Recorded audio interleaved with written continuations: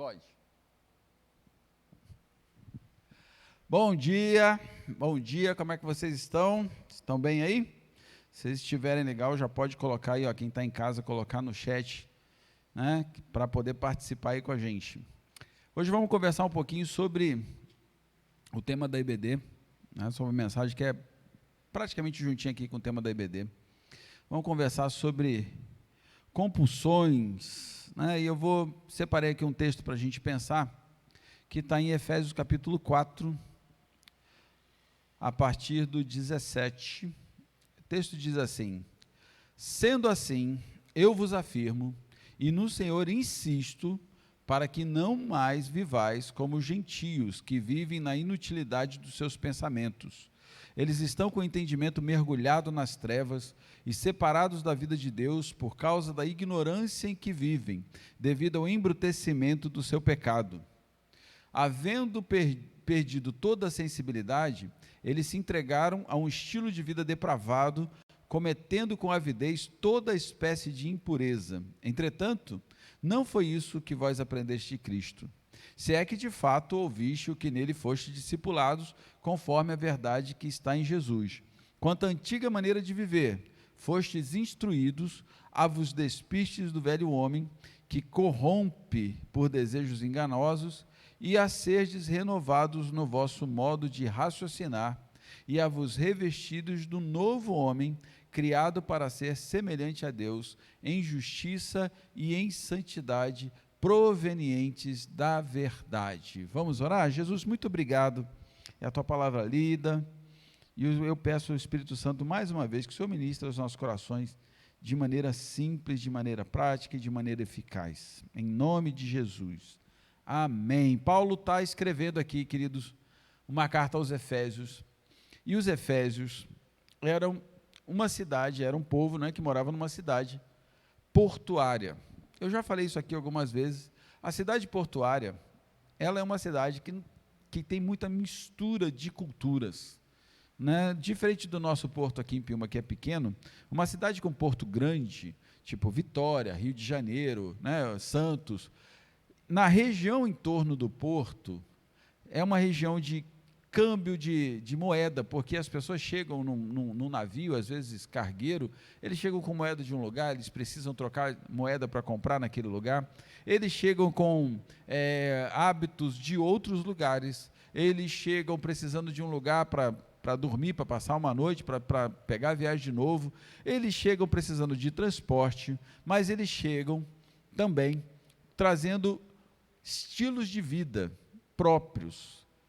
Não sei se você já parou para pensar que ninguém, quando está de passagem, em algum hotel, por exemplo, ninguém está muito preocupado em fixar raiz ali. Ninguém está muito preocupado, quando está de passagem, em ser a pessoa mais correta do mundo, né? Ninguém está preocupado, quando ele é turista, por exemplo, em ser uma pessoa acima de qualquer suspeita, uma pessoa acima de qualquer reprovação daquela comunidade. Por quê? Porque ele não é daquela comunidade.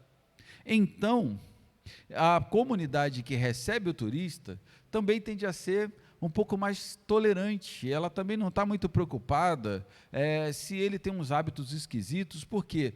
Porque ele vai embora daqui a pouco. E se eu puder faturar em cima desses hábitos esquisitos, tanto melhor, porque eu ganho meu dinheiro, eu monto o meu comércio ali e a minha vida segue.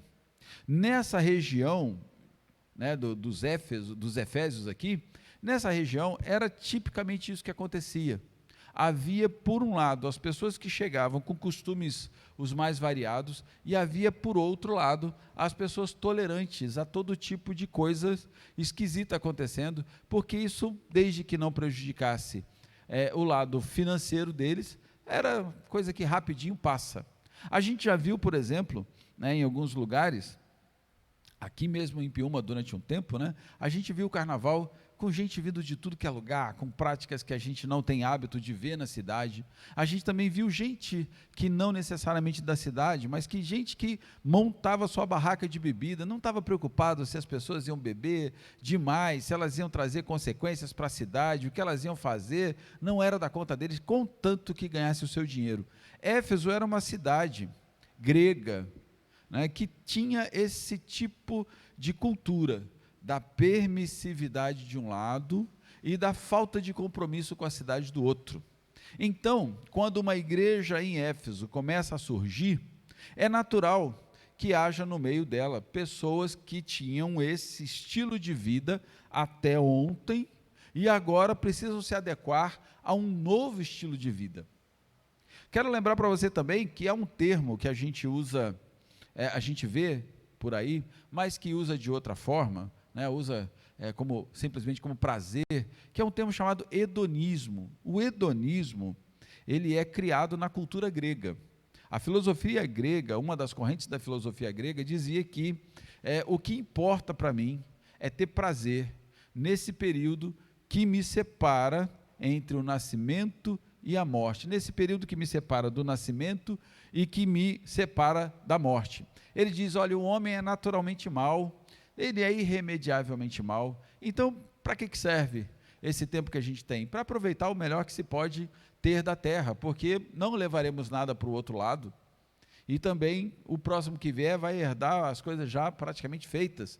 Então eu vou juntar dinheiro, eu vou gastar o meu dinheiro e vou usar o meu dinheiro para ter o maior prazer que eu puder. O hedonismo, depois de um tempo, ele virou uma espécie de religião. Inclusive no Rio de Janeiro tem um templo hedonista. O que é isso? Você entra numa casa, né, até onde eu lembro, era uma casa grande, né, uma casa num bairro chique, então pensa numa casa grande, num bairro nobre. As pessoas entravam nessa casa, chamada de templo hedonista, e eles poderiam experimentar qualquer forma de prazer que eles quisessem. Beber demais, praticar sexo demais, droga, nada dentro desse lugar era proibido. Tudo era permitido, tudo se podia fazer, sem nenhuma recriminação, sem nenhuma advertência. Você podia fazer o que quisesse lá dentro. Isso virou uma religião, mas isso começa no povo grego.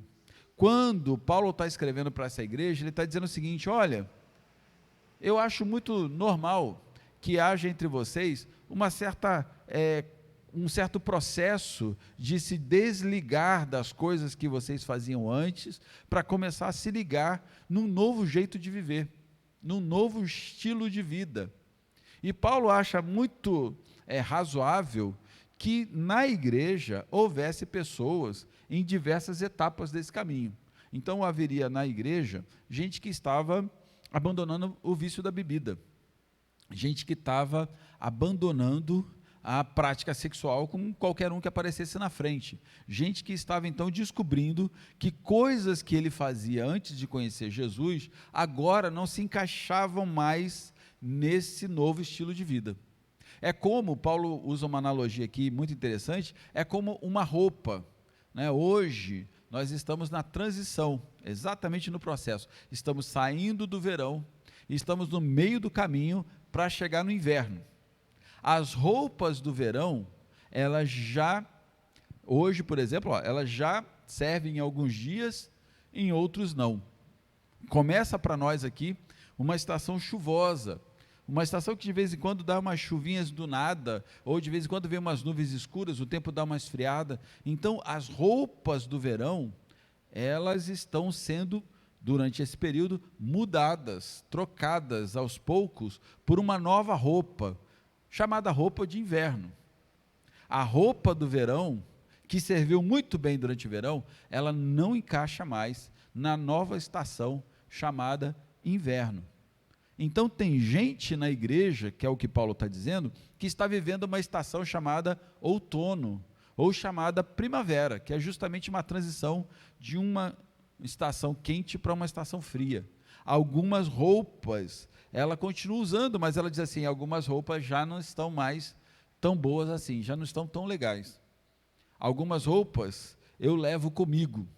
Então, quando eu chego num determinado ambiente, eu ponho um casaquinho, por exemplo. Põe um casaquinho. Paulo está dizendo que algumas pessoas na igreja de Éfeso, elas estavam levando o casaquinho.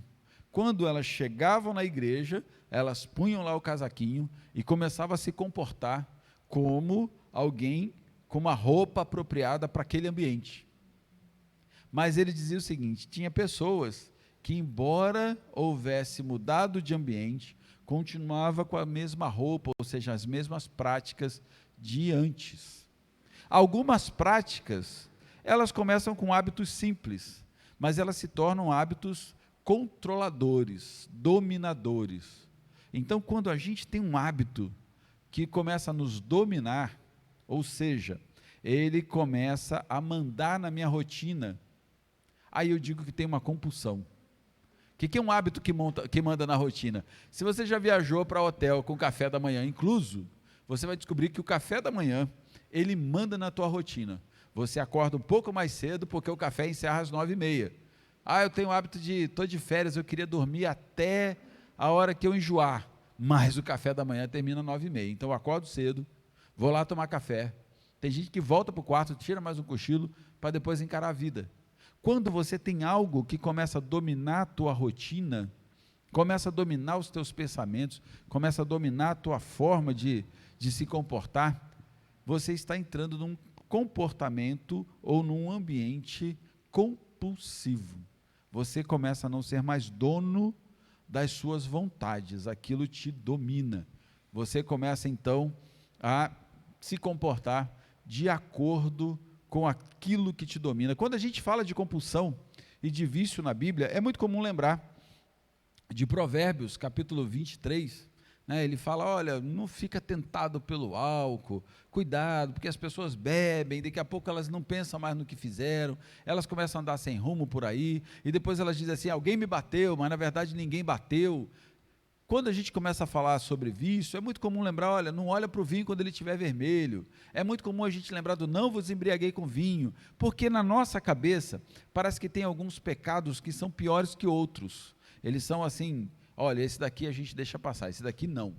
Então, mentir pode, mas ficar bêbado não. Fumar um cigarro ou outro escondido pode, mas aparecer assim na rua não pode. A gente começa a selecionar. Mas a Bíblia traz personagens com compulsões as mais variadas, porque a Bíblia não é um livro de fadas, onde todas as pessoas são perfeitas, onde a princesa dorme sobre 10 cobertores, e aí, como naquela fábula, o camarada põe uma ervilha embaixo do primeiro colchão, cobertor não, colchão, e se ela sentisse que havia uma ervilha lá embaixo, isso seria o teste para ela ser considerada uma princesa de verdade. A Bíblia não é isso. A Bíblia trata de gente normal, com as suas dificuldades normais. E você quer ver uma coisa, um tipo de compulsão que passa despercebido para a maioria das pessoas, é o Sansão. Sansão tem uma compulsão, ele tem um certo prazer em entrar em encrencas. Sansão tinha um prazer em se meter em batalhas, é o que a Bíblia deixa mais ou menos claro. Ele diz assim, olha, Sansão tinha uma certa prazer, uma certa felicidade em ficar arrumando confusão com os filisteus. Ele gostava de contar das suas batalhas, das suas guerras. Ele era um camarada de pensamento audacioso. Ele gostava de, que diz, namorar, paquerar ali com o pecado. Então ele quase ia, e aí depois ele recuava para dizer assim, eu tenho controle sobre as coisas. Só que Sansão começa dizendo, eu tenho controle sobre todas as coisas, eu sou dono das minhas vontades. E Sansão, ao longo do livro, ao longo da história de Juízes aqui, Sansão acaba cometendo 1, 2, 3, vários pecados, e ele se enrola com as consequências da sua compulsão. Sansão, mesmo sendo advertido que era bom ficar longe das mulheres dos filisteus, ele flerta com o pecado. Ele vai lá e diz assim, não é nada sério, eu paro a hora que eu quiser, eu vou lá e volto e nada sério, até que ele se casa com uma, e sofre as consequências que a gente já conhece, termina como espetáculo de um grande circo de horrores lá, já com os olhos furados, fazendo demonstração para que os outros rissem dele. Sansão tinha uma certa compulsão, e era um dos grandes heróis, ou continua sendo aqui, um dos grandes heróis da Bíblia. A Bíblia fala de pessoas que tinham outros tipos de compulsão, que não só a bebida. Jesus, por sinal, certa feita, ele mesmo diz isso, foi chamado de beberrão, de bêbado. Ele diz assim, olha, porque veio João, que não se misturava, que ficava lá no deserto, que só comia mel e gafanhoto. Vocês chamaram ele de louco. Mas agora vem o Filho do Homem, que frequenta as festas, que está com todo mundo no meio do povo, chamam ele de bêbado. Não quer dizer que Jesus andasse bêbado por aí, mas quero dizer que a bebida é o primeiro tipo de ataque normalmente que se faz. O fulano ali é alcoólatra, ele é bêbado, é o primeiro rótulo que se fazia. Não havia muitas outras drogas naquela época, então se falava muito do vinho, e a gente trouxe isso para cá. Mas Paulo dá uma dica sensacional para a gente. Ele não fala sobre desafiar o pecado, andar na beirinha e dizer assim, eu consigo me controlar. O pastor Nelson do Eu Escolhi Esperar, ele dizia isso, você não consegue segurar, vou usar do meu jeito, porque não é uma palavra muito adequada para a gente colocar aqui, já que ele fala muito para adolescente, né? Mas ele assim, você não consegue segurar uma dor de barriga, você diz que você vai conseguir se controlar na hora do sexo, então é melhor você não brincar com o pecado, dar um passo para trás. Paulo diz o seguinte, olha, povo de Éfeso, entre vocês tem gente passando por um processo, gente que está tentando se adaptar ao novo estilo de vida. Então, nessa minha tradução aqui da King James, ele diz assim, olha, como devem agir os crentes? Ele começa no 17. Uma coisa interessante que Paulo fala, e é o que eu quero deixar de principal para você pensar, é que Paulo não fala para a gente brigar, para a gente testar as nossas forças, ele fala para a gente resistir. O que significa resistir? Mudar de caminho, fugir da aparência do mal. Se aquilo começa a parecer que está me dominando, fuja da aparência. Não brinque com hábitos que podem te dominar. É engraçado que Paulo fala assim, olha, quanto à antiga maneira de viver, foste instruído, a partir do 22, fostes instruído a vos despidos do velho homem, aquela história da roupa, que se corrompe por desejos enganosos, e a seres renovado no vosso modo de pensar, a não vos revestires vos revestires do novo homem, criado para ser semelhante a Deus, em justiça e em santidade, provenientes da verdade. Ele fala assim, olha, você precisa mudar a forma de pensar, a forma de raciocinar.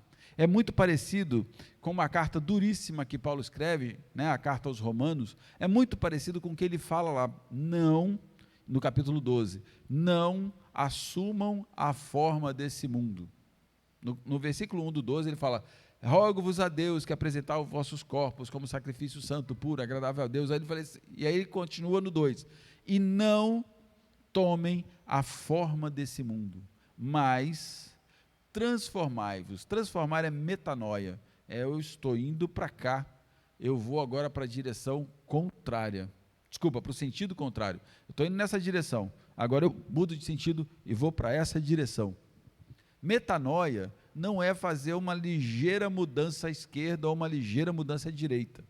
Metanoia é, estou indo para cá, agora eu fujo, eu volto para outro canto. Vou traduzir para você. Paulo está dizendo de uma maneira muito simples, quando os hábitos vêm, quando as vontades vêm, quando os gatilhos são disparados, né? Você tem uma situação em que um hábito sempre se repete, quando essa situação se revela na sua vida, disse que você está diante de um gatilho, ela vai disparar uma série de comportamentos que você já não tem mais controle. Então, quando você está diante de um gatilho, o que Paulo fala é o seguinte, muda o canal, como se estivesse mudando de canal de televisão. Então você está vendo uma coisa, eu não quero ir por esse caminho, muda de canal. Paulo não fala para a gente negociar, beber é pecado, não é pecado, é só uma taça, só duas. Paulo não fala isso, ele fala o seguinte, olha, se isso corre o risco de te dominar, e por isso virar uma compulsão, um vício, uma adicção, né? Uma coisa que você até consegue ficar livre durante um tempo, mas se você dá uma recaída, você mergulha até o final de novo. É o que acontece com o uso de drogas, de abuso. Você até pode ficar limpo durante um tempo, mas a hora que você dá uma escorregadinha, a adicção ela diz assim, não vai ser só uma escorregadinha, ele vai enfiar o pé na jaca logo de vez, porque volta como se nunca tivesse parado. Paulo diz o seguinte, não vai negociar com isso, você vai acabar perdendo, isso vai acabar virando um vício, um hábito, e você vai ter que pagar as consequências dele. O que Paulo diz é o seguinte, olha, isso que você fazia até aqui, já não serve mais para a vida que você quer levar aqui. Então, eu recomendo a você o seguinte, muda a forma de você pensar. O original ele diz assim, faça do seu pensamento como um recém-nascido, que precisa aprender coisas novas, é a palavra que ele usa. Quando ele fala assim, renova o modo de raciocinar, ele fala assim, olha, renova o espírito do teu pensamento. Então ele está dizendo assim, olha, renova como se fosse um bebê novo, a tua forma de pensar. Um bebê novo, ele não traz coisas anteriores para adaptar ao novo estilo de vida. O novo estilo de vida dele é completamente novo. É completamente novo. O bebê não tem referência. Eu conseguia, sei lá, tomar 2 copos de cerveja lá e não ficava bêbado. Não, o bebê não tem esse passado, não tem memória. O bebê tem que se adaptar a um estilo de vida, que agora para ele é o único. Paulo está dizendo o seguinte, olha, muda a tua forma de pensar antes, muda a sua forma de pensar, para que você não tenha que tentar lutar com as suas compulsões em pleno estado de compulsão. Olha, eu vou no bar, eu vou sentar lá com todo mundo, mas eu não vou beber. Já teve lugares que eu fui, e não é beber, já teve lugares que eu fui, que beber Guaraná era ruim. Por quê? Porque todo mundo estava bebendo cerveja. Aí você tinha lá um copo com Guaraná, a diferença entre um Guaraná e uma cerveja que já perdeu aquela capa de espuma em cima, era muito pequena. Então tinha lugares que tinha que beber outra coisa, né? Nem refrigerante dava direito, porque o refrigerante também era batizado. Aí você pedia às vezes uma garrafa de água mineral, e deixava a garrafa do lado. Posso levar a garrafa? Não, leva não, deixa aqui do lado. Porque o suco de laranja era alcoólico, o refrigerante era alcoólico, tudo era alcoólico. E você, para evitar, você precisa mudar o canal antes. Eu não vou esperar que alguém diga alguma coisa para eu tentar me justificar. Eu mudo o canal antes. O que Paulo está dizendo aqui, olha, há um novo estilo de vida que você tem que se adaptar. E esse novo estilo de vida pede novas roupas. Não dá para usar roupa antiga com estilo de vida novo. Se você era um fazendeiro, né, trabalhador lá do campo, que tinha lá o seu sítio, e agora você vai trabalhar num escritório, as roupas que você usava na sua antiga atividade profissional, elas não se encaixam agora com esse novo estilo de vida. O seu horário de comer já não se encaixa mais nesse horário agora. Você tem que se adaptar a um novo estilo. E essa adaptação, Paulo diz, não é uma adaptação brigando com a velha natureza, é uma adaptação mudando aquilo que me levava para a nova natureza, para a antiga natureza, perdão. Uma outra coisa interessante para a gente pensar, já para terminar, é que nem tudo na nossa vida se resume a ficar repetindo versículos bíblicos como se isso fosse um mantra, como se isso fosse uma chave que vai me libertar de fazer todas as coisas. Por quê? Porque as compulsões, os vícios, eles são mais sutis hoje. Eles são mais sutis, eles entram de maneira mais despretensiosa na casa, eles vão se infiltrando de maneira sorrateira. Os vícios, nem todos eles, serão resolvidos só recitando versículo bíblico. Uma pessoa que tem um transtorno obsessivo, né, você pode dizer que o que ela está fazendo está errado. Né, eu conheço uma pessoa que tem mania de lavar a mão, ela tem mania de se higienizar. Né, conheço, não sei se está curada, porque já tem um tempo que não vejo, até uma mania, é obsessiva. Não adianta, no meio da obsessão dela, você dizer assim, você já está limpo, você não precisa lavar de novo, já está limpo.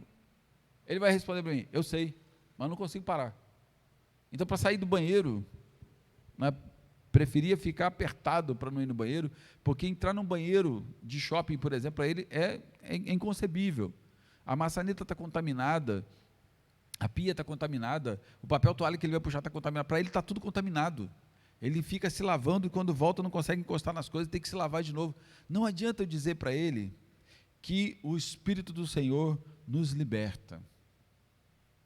Eu preciso, a primeiro passo que Paulo fala aqui, eu preciso dizer para ele, olha, vamos tentar fugir do gatilho, vamos tentar fugir daquilo que te dá o transtorno. Não estou conseguindo, vamos buscar ajuda profissional. Olha, vamos mudar o canal da televisão, vamos mudar o seu jeito. Ah, qual era o gatilho? Meu gatilho, que me faz pecar direto, é ficar sozinho em casa na internet. Então, meu filho, se está sozinho em casa, desliga a internet, vai ver televisão, vai ver outra coisa. Ah, minha compulsão, meu gatilho, ele dispara quando eu estou no meio do pessoal lá. Conheço gente que não fuma, mas bebe.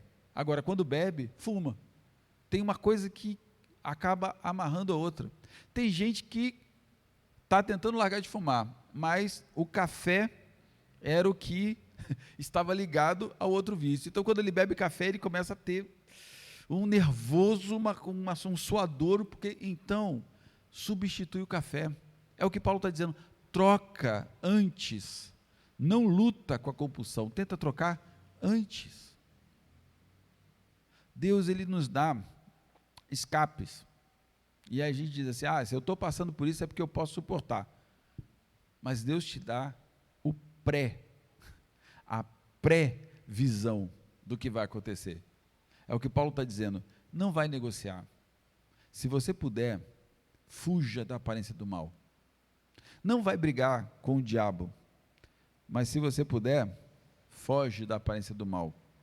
Mas e se o capeta aparecer na minha frente para me tentar? Então como é que eu faço se eu não conseguir fugir? Aí ele diz assim, resista. Ele diz, resista. Sujeitai-vos, pois, a Deus. Resisti o diabo, e ele fugirá de você. Nem contra o diabo, a Bíblia diz assim, vai lá e luta contra ele, vai lá e desafia ele, porque você tem todo o poder. E nem Jesus fez isso. Jesus resistiu o diabo no deserto. O diabo ofereceu 1, 2, 3, e ele resiste, o diabo diz assim, não vale a pena, vou para outro canto.